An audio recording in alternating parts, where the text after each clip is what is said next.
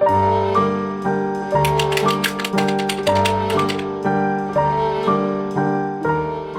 there, I'm Joe Haddow, and this is our series of interviews with the Theakston Old Peculier Crime Novel of the Year Award longlistees. Produced and curated by Harrogate International Festivals in partnership with Theakston Old Peculier, WHSmiths, and the Express, and it's good to have you with us. Today I'm joined by an author who was a criminal barrister for many years before leaving to do an MA in creative writing. That led to her debut novel, Blood Orange, which she's here to talk about today. Harriet Tyce, hello and welcome to you.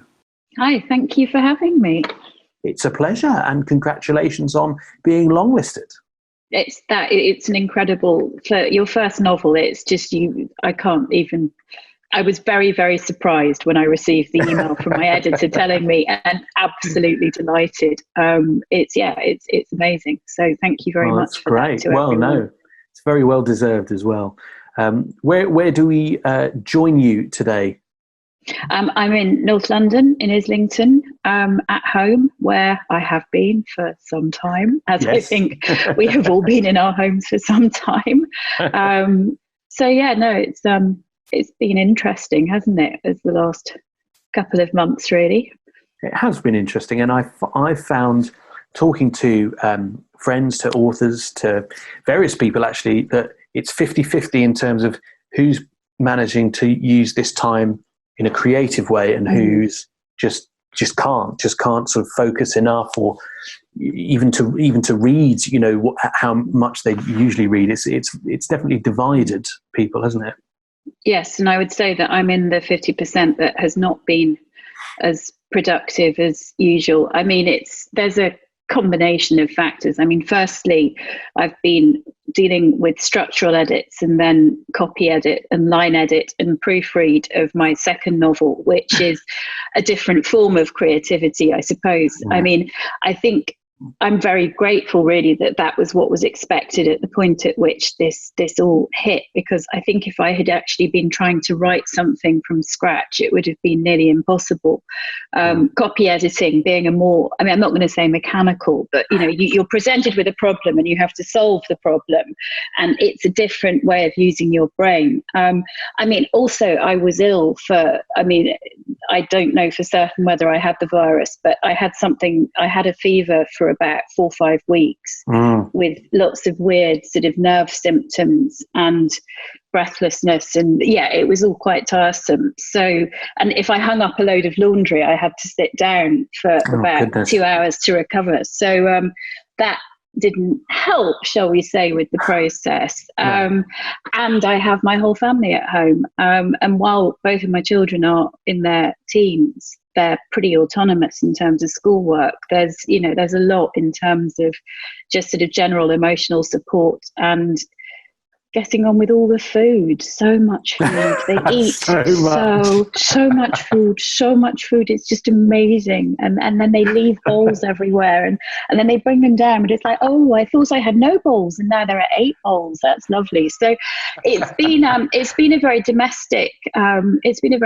environment, which actually I think is exactly what my brain's needed for something that's so traumatic, that we've kind of nested in. And I've started in the last couple of weeks, I've been able to read again, which I'm really grateful about. I finished the final proofread of my novel. I don't know, there might be another one, but I think that my work on that book is done. So I'm starting very gently to poke at the ideas for a third book, but it's not worthy. I'm very, very, very baby steps. Very baby steps, yeah.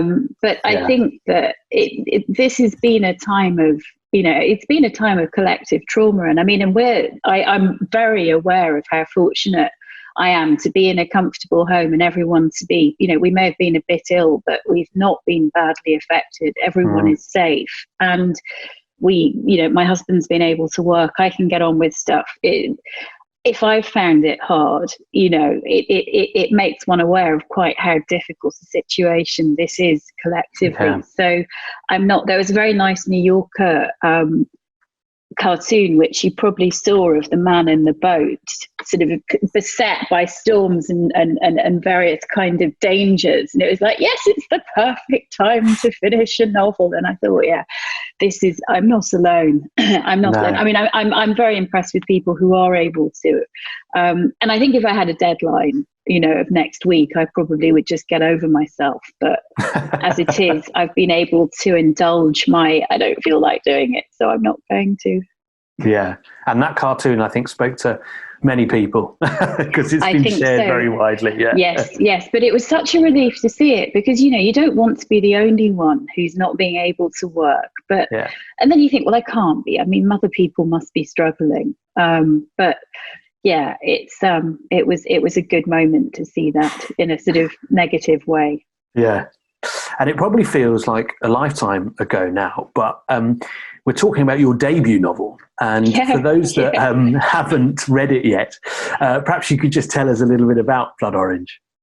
It's a psychological thriller, a domestic noir about a criminal barrister called Alison. Her professional life is going very well. She's just been given her first murder trial, but her personal life is in difficulties. She's struggling with her relationship with her husband. She feels guilty about not spending enough time with her daughter, and she is having a very toxic affair with her instructing solicitor. And so in order to drown out all of this, she's hitting the bottle really a bit more than she should. So it's not a great setup, and from there things only go worse. Did the character of Alison come first as a starting point for you, or was it more a scenario or the plot? What was it that you first set upon to write? It was the character. I had spent 10 years as a criminal barrister, and it occurred to me rather late in the day that this was invaluable research that I couldn't and shouldn't ignore. So I started to think about how I could write about it. And then I got to the acknowledgements of Louise Doughty's book, Apple Tree Yard, where she thanks a barrister with whom she'd spent, I think, 4 weeks in research, watching a trial in research for her novel.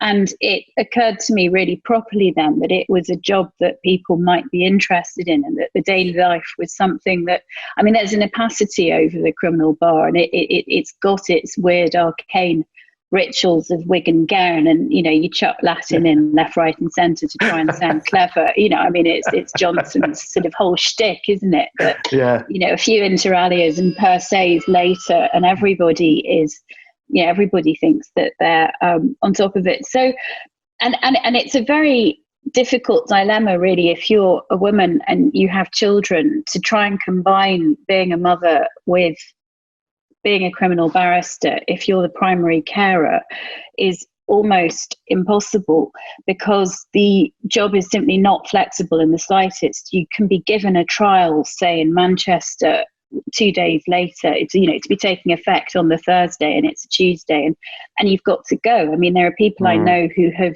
stayed in travelodges for months on end because they've been dealing with terrorism trials sort of outside, sort of say in Nottingham or wherever. So it's very, very difficult. And the number of women who leave the bar is also very high. It starts off 50-50 and then it slips down. And you can see that in how the number of women who are represented within QCs and the judiciary.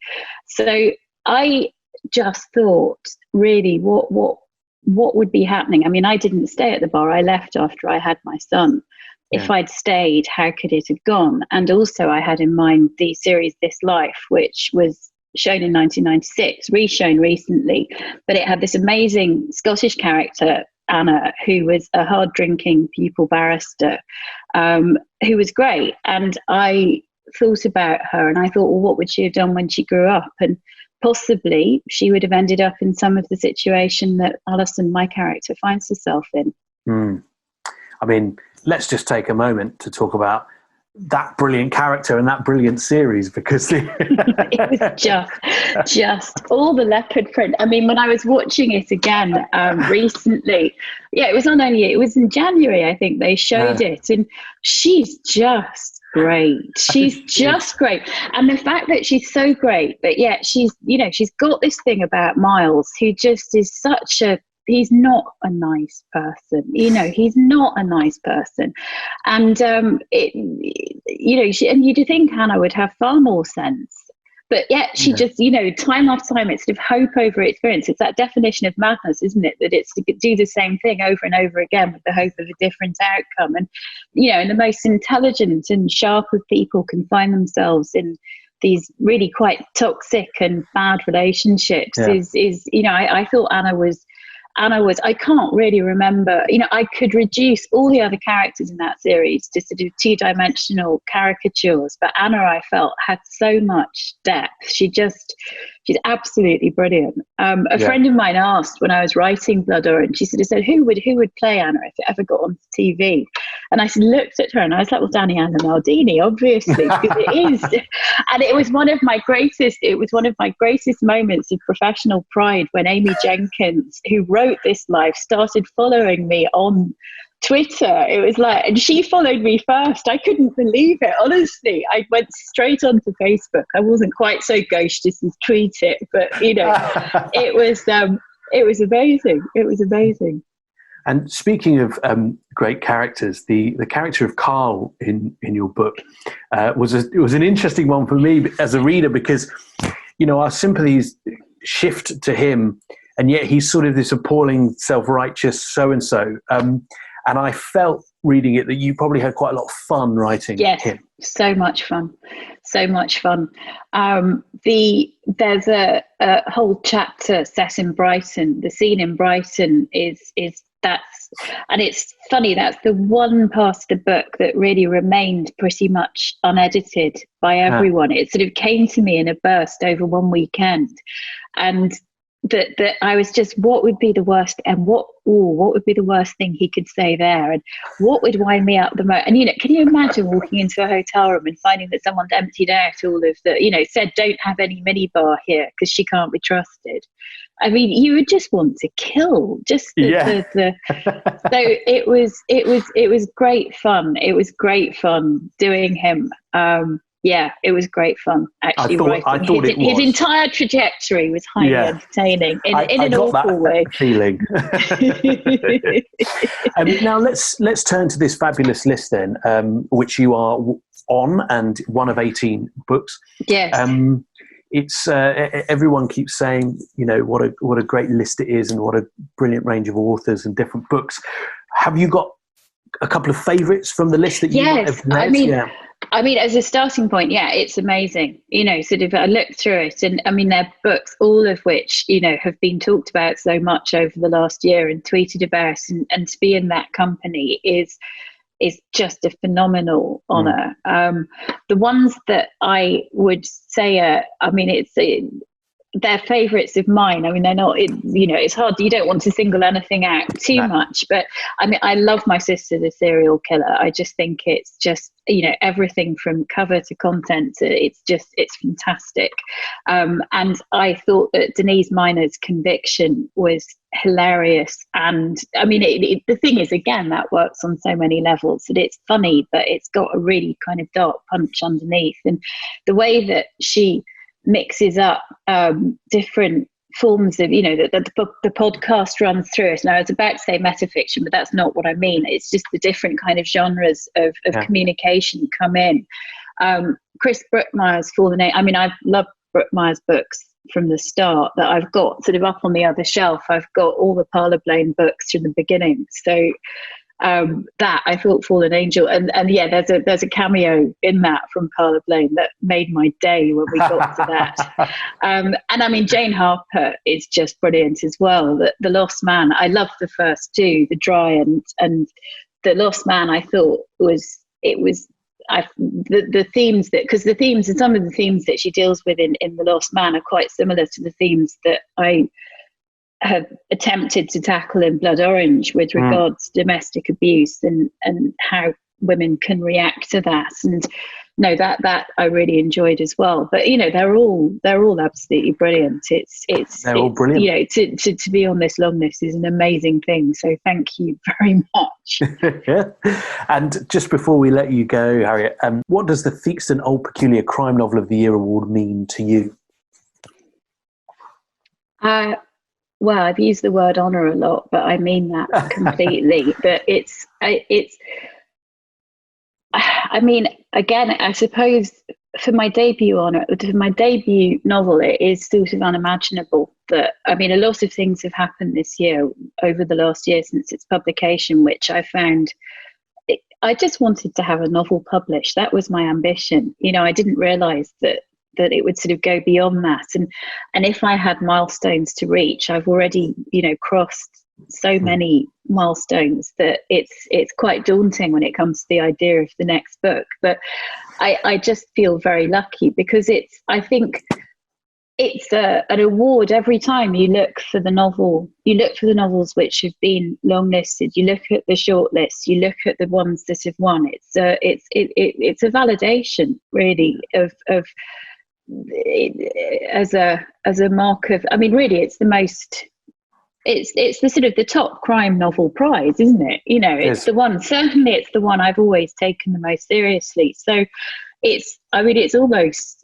It's laughable's not the right word, but it's kind of like unbelievable, really, to be. Well, yeah. I'm blown away by it. I'm absolutely delighted. That's all I can say. It's a great honour. Well, that's lovely to hear.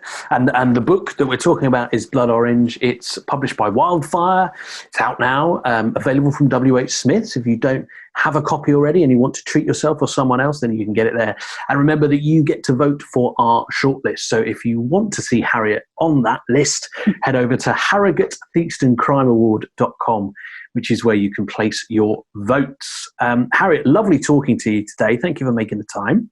Not at all. Thank you very much for having me. And best of luck with book 2, and of course with finding out whether you've made the shortlist or not. Well, thank you very much indeed. Thanks a lot.